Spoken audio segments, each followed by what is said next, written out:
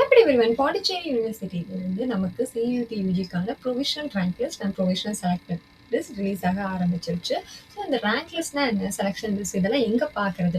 Once என்னோட name selection லிஸ்ட்டில் வந்துருச்சுன்னா அதுக்கான நெக்ஸ்ட் ஸ்டெப்ஸ் என்ன, டாக்குமெண்ட்ஸ் ரெக்வயர்டு, இது ரொம்ப இம்பார்ட்டன்ட். வெரிஃபிகேஷன் அப்போ என்னென்ன டாக்குமெண்ட் நீங்கள் கொண்டு போகணும், அண்ட் ஃபீ பேமெண்ட் எப்படி பண்ணி என்னோட சீட்டை நான் லாக் பண்ணணும். பிகாஸ் நீங்கள் ஃபீஸ் கொடுத்துருக்க டைம்குள்ளே பே பண்ணலன்னா உங்களோட சீட் வந்துட்டு கேன்சல் ஆகிடும். ஓகேவா? ஸோ இந்த ஆப்ஷன்ஸ் எல்லாமே நம்ம இப்போ இந்த வீடியோவில் பார்க்கலாம்.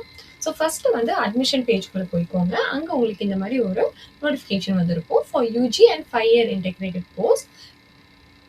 ஓகே, ஸோ இதில் வந்துட்டு இங்கே overall merit list and rank list நோட்டிஃபைடுன்னு இருக்கா, அதை கிளிக் பண்ணுங்கள். அதை கிளிக் பண்ணதுக்கப்புறமா உங்களுக்கு இந்த மாதிரி ஒரு பேஜ் ஓப்பன் ஆகும். இதுலேயே உங்களுக்கு 3 டைப் ஆஃப் இருக்கும்.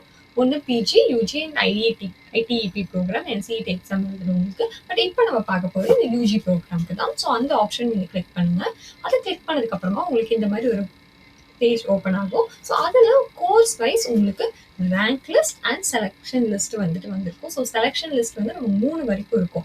List 1, list 2 and list 3. Okay, so first இந்த ரேங்க் லிஸ்ட் என்னன்னு பார்த்தீங்கன்னா, அப்ளை பண்ண எல்லாருக்குமான ரேங்க் என்னன்னு அனௌன்ஸ் பண்ணுவாங்க. இப்போ இந்த ரேங்க் லிஸ்ட்ல நேம் வந்துட்டா அது எனக்கு இருக்கா, நான் செலக்டடா, அந்த கோர்ஸ் எலிஜிபிளா, அப்படி கிடையாது. ஓகே, இந்த ரேங்க் லிஸ்ட் வந்துட்டு ஃபார் எக்ஸாம்பிள் ஒரு கோர்ஸ், இந்த பிபிஏ கோர்ஸ்க்கு ஒரு 50 பீப்புள் அப்ளை பண்ணியிருக்காங்க. அந்த 50 பீப்புளுக்குமே ரேங்க் கொடுப்பாங்க. ஓகே, இப்போ அந்த 50 பேர்ல உங்களோட ஸ்கோர் கேட்டகரி பேஸ் பண்ணி நீங்க எத்தனாவது இடத்துல இருக்கீங்க, 10th இருக்கீங்களா, 15th இருக்கீங்களா, 20th இருக்கீங்களா, உங்களால தெரிஞ்சுக்க முடியும். And you will get an idea, உங்களோட ரேங்கிங் பேஸ் பண்ணி நமக்கு முன்னாடி எவ்வளோ பேர் இருக்காங்க அண்ட் இன்டேக்லாம் கொடுத்துருப்பாங்க. ஸோ அதை வச்சு நமக்கு சீட் கிடைக்குமா இல்லையா, you can at least have a guess in selection list 1. அப்படி இல்லைனாலும் நம்ம மீதி லிஸ்ட்டுக்குமே வெயிட் பண்ணி பார்க்கலாம். ஓகே, இப்போ ஃபர்ஸ்ட் உங்களுக்கு எக்ஸாம்பிளுக்கு நான் rank list of the first one காட்டுறேன். ஸோ இதில் பார்த்தீங்கன்னா ஃபர்ஸ்ட் நமக்கு எல்லாமே கொடுத்துருப்பாங்க. கேட்டகரி வைஸ் எவ்வளோ இன்டேக்னு, ஜென்ரல் எவ்வளோ intake, OBC, SC and total intake. ஓகேவா?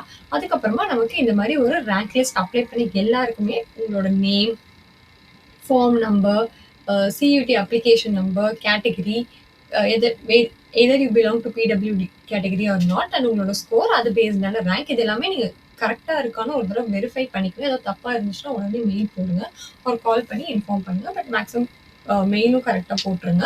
உங்களோட நேம் பார்த்துக்கோங்க, அண்ட் தென் அப்ளிகேஷன் நம்பரில் இந்த மார்க் எல்லாமே செக் பண்ணிக்கோங்க. ஓகே, ஸோ இதுதான் ஓவரால் ரேங்க். ஓகே, இப்போ இந்த ஃபர்ஸ்ட் என்ன சொல்லியிருக்காங்க, இவங்க ஜென்ரல் கேட்டகரியில் இவங்களோட ஸ்கோர் 1.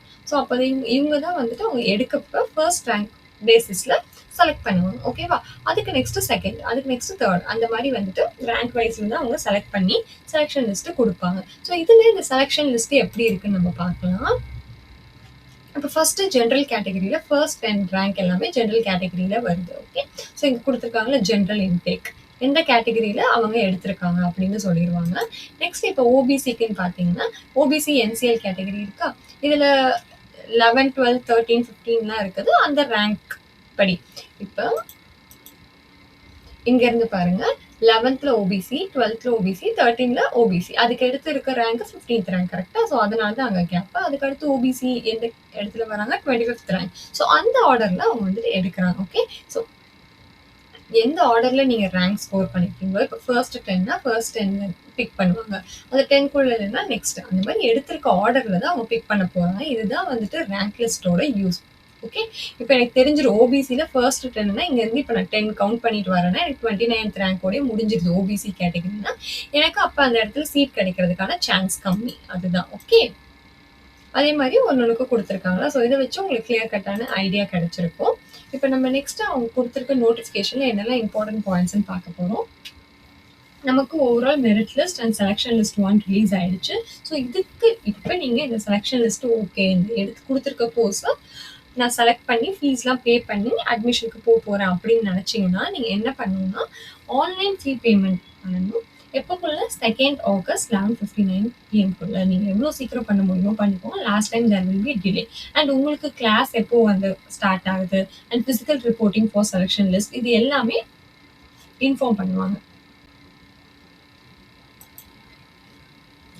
இது நெக்ஸ்ட் முக்கியமாக நம்ம பார்க்க வேண்டியது என்னெல்லாம் டாக்குமெண்ட்ஸ் தேவை அப்படின்னு. ஓகே, கிளியரா என்ன சொல்லியிருக்காங்கன்னா, candidate should produce the following original certificates. Okay, xerox எடுத்துட்டு போயிடாதீங்க. ஐ மீன் ஜெராக்ஸும் you should keep at least 2, 3 set xerox எல்லாத்துலயுமே வச்சுக்கோங்க. பட் உங்களோட original certificates along with one set of self attested photo copies. என்ன சொல்லியிருக்காங்க, உங்களோட ஒரிஜினல் சர்டிஃபிகேட் இருக்கணும். அது கூடயே நீங்க சைன் போட்ட செல்ஃப் அட்டஸ்டட் ஜெராக்ஸ் இருக்கணும். ஓகே, அந்த respective department, for example BBA போறீங்கன்னா அந்த டிபார்ட்மெண்ட்ல தான் நீங்க போய் சப்மிட் பண்ண போறீங்க. And all original certificate expect the transfer certificate and migration certificate will be returned immediately after verification. Because நீங்க காலேஜ் ஜாயின் பண்றதுனால உங்களோட ஒரிஜினல் சர்டிஃபிகேட்லாம் அவங்க வாங்கி வச்சுப்பாங்க. Expect your TC and migration certificate. So இப்போ எல்லாம் வேணும் இந்த லிஸ்ட்டை எழுதி வச்சு டிக் போட்டு ஃபைலுக்குள்ளே எடுத்து வச்சுக்கோங்க. அப்போ தான் மறக்காமல் மிஸ் பண்ணாமல் எடுத்துகிட்டு போவீங்க. கிளாஸ் 10ஓட சர்டிஃபிகேட் மார்க் ஷீட், கிளாஸ் 12ஓட சர்டிஃபிகேட் அண்ட் மார்க் ஷீட், உங்களோட டிசி இஷ்யூடு. ஏன்னா இப்போ காலேஜ் முடிச்சிருந்தோன்னா, ஐ மீன் கேஸ் நான் சொல்கிறேன், அங்கே டிசி தருவாங்க. அந்த மாதிரி இருக்கோம்னா நமக்கு ஒரு 10th முடிச்சு டிசி, 12th முடிச்சு டிசி. ஸோ உங்ககிட்ட லேட்டஸ்ட்டாக எந்த டிசி இருக்கோ அதை எடுத்துக்கோங்க. மைக்ரேஷன் சர்டிஃபிகேட் உங்களுக்கு அப்ளிகபிளாக இருந்தால் மட்டும்தான். அண்ட் உங்களோட CET UG or NCET exam எழுதுனவங்களுக்கு அதுக்கான score card and copy of the online application submitted through the university admission portal. இப்போ நீங்கள் பாண்டிச்சேரி யூனிவர்சிட்டிக்கு அப்ளை பண்ணப்போ ஒரு அப்ளிகேஷன் இருக்கு, not the CUET exam. Pondicherry யூனிவர்சிட்டிக்கு அப்ளை பண்ணதோட அப்ளிகேஷனோட copy, community certificate issued by the authority. Okay, and then OBC certificate issued by the authority on or after 1st of April. இது நம்ம ஆல்ரெடி சொல்லியிருந்தோம், அப்ளை பண்ணுறப்பே எல்லாரும் வாங்கி வச்சிருப்பீங்கன்னு நினைக்கிறேன். It's mandatory. And PWD certificate if applicable, 2 recent passport size colour photo. ரீசெண்டாக எடுத்தது, maximum யூனிஃபார்மில் இருக்கிறதெல்லாம் avoid பண்ணிக்கோங்க. இப்போ ரீசெண்டாக எடுத்து ஒயிட் பேக்ரவுண்டில் ஃபோட்டோஸ் வச்சுக்கோங்க. ஸோ இந்த டாக்குமெண்ட்ஸ்லாம் ரொம்ப இம்பார்ட்டன்ட். உங்கள் ஒரிஜினல்ஸை எடுத்து வச்சுக்கோங்க, ஸ்கேன் பண்ணி எடுத்து வச்சுக்கோங்க. பிகாஸ் உங்கள்கிட்ட இருந்து வாங்கிட்டாங்கன்னா உங்களுக்கு கிடைக்காது இல்லையா? ஸோ ஸ்கேன் பண்ணி எடுத்து வச்சுக்கோங்க ஃபோனில் எல்லாமே. அண்ட் தென் எக்ஸ்ட்ரா ஜெராக்ஸ், ஒரு செட் ஆஃப் ஜெராக்ஸு உங்களோட செல்ஃப் அட்டஸ்டேஷன் சைன் போட்டு நீங்கள் கொண்டு போய்க்கணும். பாஸ்போர்ட் சைஸ் ஃபோட்டோ கூட you can keep it extra. And hostel accommodation பற்றியும் சொல்லியிருக்காங்க. இதில் முக்கியமாக எதுவும் நம்ம இப்போ பார்க்குறது இல்லை. If you are going for hostel, அந்த ரெஸ்பெக்டிவ் டிபார்ட்மெண்ட் அது காலேஜில் யூ கேன் ஆஸ்க். இங்கே ஒரு இம்பார்ட்டன்ட் பாயிண்ட் தான், candidates who pay the admission fee but fail to report to the respective department for certificate verification on அந்த given டேட்டில் நீங்கள் போகலன்னா shawl have they provisional admission under selection list 1 cancel. இங்கே என்ன சொல்கிறாங்கன்னா, இப்போ நீங்கள் அட்மிஷன் ஃபீ வந்து பே பண்ணிட்டீங்க அவங்க கொடுத்த டைமில் கொடுத்துட்டு நீங்கள் சப்போஸ் நேரில் போகல, அதாவது நான் அட்மிஷன் ஃபீஸ் பே பண்ணிட்டேன் பட் என்னால் நேரில் போக முடியல அவங்க சொன்ன டேட்டுக்குன்னா உங்களோட அட்மிஷனை கேன்சல் பண்ணிடுவாங்க அண்டர் செலெக்ஷன் லிஸ்ட் 1. ஓகே,